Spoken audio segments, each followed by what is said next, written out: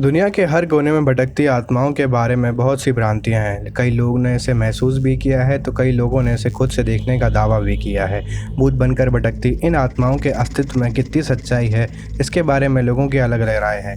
बहरहाल, भूतों का होना या ना होना हमेशा से कौतूहल का विषय बना रहा है। विज्ञान के इस युग में हमने उनके अस्तित्व को हमेशा और हमेशा नकारा है, लेकिन ऐसे भी कई लोग हैं जिन्होंने इस डर का अनुभव किया है। वास्तविकता यह है कि असल जीवन में भी कई ऐसी जगहें हैं जो भूत प्रेत से बहुत जुड़ी हुई। आज हम आपको एक ऐसी सच्ची घटना के बारे में बताएंगे जिससे आप खुद अंदाज़ा लगा सकते हैं कि ये शक्तियाँ कितनी शक्तिशाली होती हैं। शिव कुमार हमेशा की तरह एक रात अकेले अपनी दोस्त की शादी में जा रहा था। वह अपनी कार से लगभग 60 किलोमीटर की रफ्तार से जा रहा था। अचानक उसकी फ़ोन की घंटी बजती है।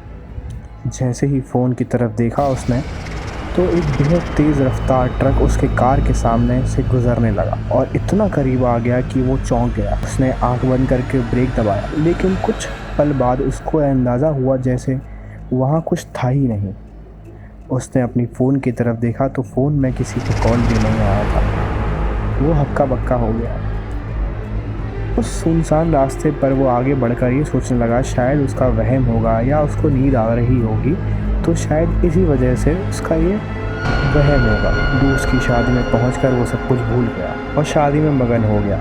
रात ज़्यादा होने के कारण उसने अपने दोस्त की शादी में ही रुकने का फ़ैसला किया, लेकिन उसकी माँ जो घर पर अकेली थी उसका इंतज़ार कर रही थी। अपने दोस्त के रोकने पर भी वो बोला कि नहीं यार, मैं आज रुक नहीं पाऊँगा, मेरी माँ घर पर अकेली हो। तभी एक बड़े बुजुर्ग आदमी ने बोला, बेटा शिव, आज यहीं रुक जा। माना क्योंकि जिस रास्ते से तुम आए हो वहाँ कुछ ठीक नहीं है, इसीलिए आज रात यहीं रुक जाओ। रात भी बहुत हो चुकी है बेटा, आज इसलिए यहीं रुक जाओ। लेकिन शिव ने बोला, नहीं अंकल, मेरी माँ घर पर अकेली है और मैं उनको अकेला नहीं छोड़ सकता। यह कहकर वो निकल गया। लेकिन बड़े बुजुर्ग जो कहते हैं वो सच ही होता है। उसने अपनी कार में मिठाइयाँ और फल लिए और वो चल दिया, फिर से वही रास्ते से जहाँ से वो आया था।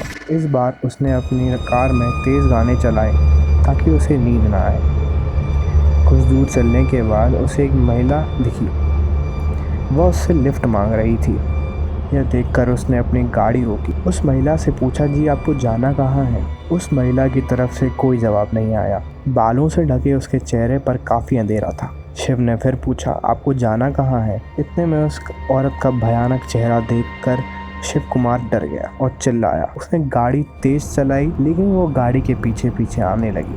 जितनी रफ्तार से वो गाड़ी दौड़ाता उतनी ही रफ्तार से वो महिला उसका पीछा करने लगी। यह देखकर शिव और घबरा गया। वो जितनी तेज़ गाड़ी चलाता वो उतनी तेज़ से पीछा करती। फिर कुछ समय बाद उसने देखा कि उसकी गाड़ी आगे नहीं बढ़ रही, जैसे किसी ने पीछे से उसको पकड़ लिया हो। वह प्रार्थना करने लगा, चीखने चिल्लाने लगा, अतः हनुमान चालीसा का पाठ करने लगा। देखते ही देखते कुछ क्षण बाद वो बेहोश हो गया और जब उसकी आंखें खुली तो वो घर के बिस्तर पर था। सुबह उठने के बाद उसे कुछ भी समझ में नहीं आया। उसने अपनी माँ से पूछा, माँ आपने मुझे देखा घर आते हुए?